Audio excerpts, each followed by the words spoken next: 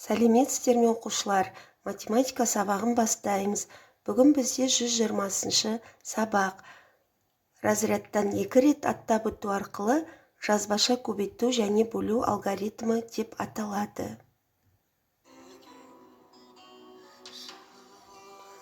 Балалар, Бауыржан Момышұлы, адамдар әрқашан өз аналарының перзенттері. Ана болмаса ақын да, батыр да болмайды деген екен. Балалар, сіздерді аналарыңызды, аяулы қыздарымызды алдыңызда келе жатқан 8 наурыз мерекесімен шын жүректен құттықтаймын. Және де аналарыңызға әрқашан амандық тілей отырып, әрдайым мықты денсаулығыңызбен, жақсы бағаларыңызбен, инабаттылығыңызбен, адамгершіліктеріңізбен аналарыңызды әрдайым қуанта беріңіздер демекпін. Ендеше сабағымызды бастайық. Бүгінгі сабақта сендер жазбаша көбейту және бөлу алгоритмдерін қолданатын боласыңдар. Балалар, кәнеки жазбаша көбейту алгоритміне қайталайық. Разрядтан 2 рет аттап өту дегенді қалай түсінеміз? Кәнеки қайталайық. Мысалы, 189-ды көбейтуіміз керек 4-ке. Алдымен жазбаша осылайша жазып аламыз. Енді бірлігіне көбейтемін. 4 жердегі 9-ым 36. 36 деген санның 6-сын жазамыз. 3-і ойда. 4 жердегі 8-ім 32. Оған ойдағы 3-ті қосамыз. 35. 35-тің 5-ін жазамыз. 3-і ойда. 4 жердегі 1-ім 4, ойдағы мен 7. Мінеке, 189 көбейту 4 өрнегінің мәні 756-ға тең. Ал енді бөлуге назар аударайық. Мысалы, 545-ті бөлуіміз керек 5-ке. Алдымен 100-дүгін белгілеймін. 5-ті 5-ке бөлгенде 1 болады. 5 жердегі 5-ім 5, азайтамыз 0. Енді төменге 4-ті түсіремін. 4-тің ішінде 5, 0-ден 0-ді 5-ке көбейтеміз. Яғни 0 болады. 4-тен 0-ді азайтқан кезде 4 болады. Енді 4-тің қасына 5-ті түсіреміз. 45. 45-ті 5-ке бөлген кезде 9. 9-ды 5-ке көбейткен кезде 45 шығады. 45-тен 45-ті азайтамыз 0. Балалар, бұл разрядтан 2 рет аттап өту арқылы жазбаша бөлу. Енді бұл жерде осы жазбаша бөлуді басқаша орындау тәсілін сіздерге үйрететін боламын. Мұқият болайық.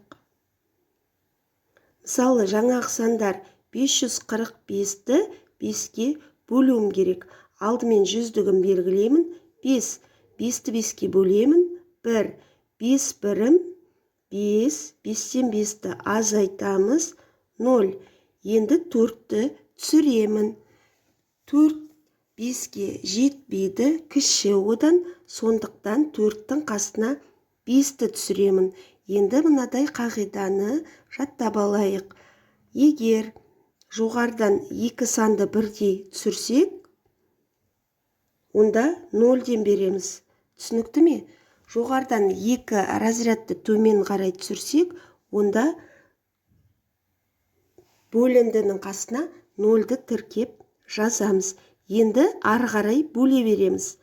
45-ті 5-ке бөлген кезде 9. 9 5-ім 45.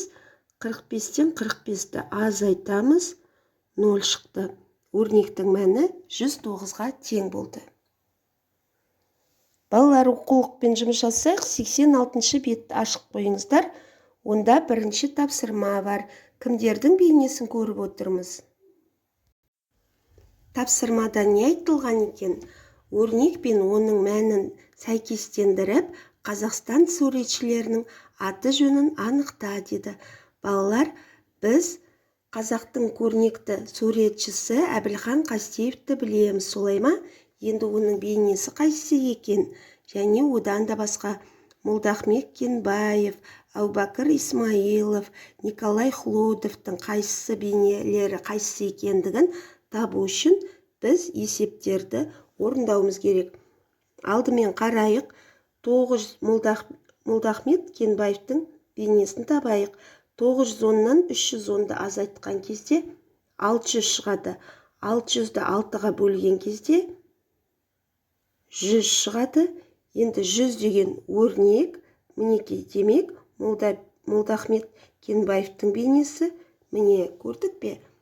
Ал енді Әбілхан Қастеевті табайық. Әрине оның бейнесі бізге таныс. 360-ты 180-ге қосамыз 360-қа, сонда 540 болады. 540-ты 90-ға бөлген кезде балалар, сонда 540-ты 6-ға бөлген кезде 90 болады. Бұл жерде 90. Демек, 90 деген бұл мінеке бірінші суреттегі бейне, бұл Әбілхан Қастеев екен. Қалған Николай Хлудов пен Әубәкір Исмаиловты оның өрнектерін өз бетіңізбен таба қойыңыздар. Номер 2-ші тапсырма, бұл барлығымызға кеңінен таныс, солай ма балалар? Өрнектерді баған түрінде жазып, оларды есептеуіміз керек. Тексеруді қаралама қағазға бір бет параққа есептесеңіздер болады. Көбейтуден бір мысал, бөлуден бір мысал түсіндіріп қойдым, сондықтан үлгіге қарап шығарсаңыздар да болады. Номері 3-ші тапсырмада бірінші бағаны ғана орындай қойыңыздар. 86-шы бетте. Бұл да өз бетімізбен жұмыс болатын. Кәнеке алдымен үлгіге қарайық. Балалар, бұл жерде жақшаның ішінде алдымен көбейту бөлу амалы орындалады. Одан соң екінші бөлу орындалады, мінеке. Бірінші бөліндінің мән 59 болды, екінші 109 болды. Енді одан соң екі бөліндіні қосамыз, мінеке 168 болды. Ең соңында 1000-нан азайтамыз. Жақшаның ішіндегі өрнек 168 шықты мәні, мінеке. Өрнектің мәні 832-ге тең, теңіне өрнекке жазып қоямыз. Ал сіздер бұл жерде екіншісінде 185-ті 5-ге көбейтеміз, 136-ны 8-ге бөлеміз. Шыққан көбейтінді мен бөліндінің мәнін азайтамыз, шыққан мәнін мына жерге жазамыз. Өте оңай, бір қарағанда қиын болып көрінуі мүмкін, шығара келе оңай болады. Балалар, номер 4-ші кесте бойынша есептер құрастырып, оларды шығаруымыз керек. Бұл жерде біз тік 4 бұрышты көріп тұрмыз. Қабырғалары А және В көріп тұрмыз ба? Енді егер А белгілі болса, В белгілі болса, С ауданды қалай табамыз? С-ті табу үшін А-ны В-ға көбейтеміз. Осылайша ауызша есептер құрастыра қойыңыздар. Енді керісінше ұзындығы белгісіз болса, оны еніне бөлеміз ауданды. Ені белгілі болса, ауданды ұзындығына бөлеміз. Міне осылайша есептер құрастырып және оны шығаруға болады. Номері 5-ші есептің А бөлігіне назар аударайық. Балалардың музейге кіру билеті 45 теңге, ал ересектердің билеті одан 25 теңгеге қымбат. Екі ересек және екі баладан тұратын отбасы музейге кіру үшін қанша теңге төлеуі қажет деді. Балалар, музейге билет балаларға 45 теңге екен, ал ересектердікі одан 25 теңге қымбат болса, 45-ке бірінші амалда қосамыз 25-ті. 45-ке 25-ті қосқан кезде 70 болады. Яғни ересектердің билеті 70 теңге. Енді балалардың билеті 45 теңге болса, оның 2 билет қанша екенін тауып аламыз екінші амалда. Яғни 45-ті 2-ге көбейтеміз. Ал одан соң ересектердің билетін табамыз, ол үшін 70-ті 2-ге көбейтеміз. Енді барлығы қанша тұратын білу үшін мына нәтижелерді қосамыз. Түсінікті ме? Жауабын міндетті түрде жазып қойыңыздар. Келесі есеп, бұл да мәселе есеп. Кәнеке қарайық. Оқушылар бірінші күні 3 қатардың әрқайсысына 16 көшеттен. Қараймыз балалар, бірінші қатар, екінші қатар, үшінші қатар. Әр қатарда 16 көшеттен бар.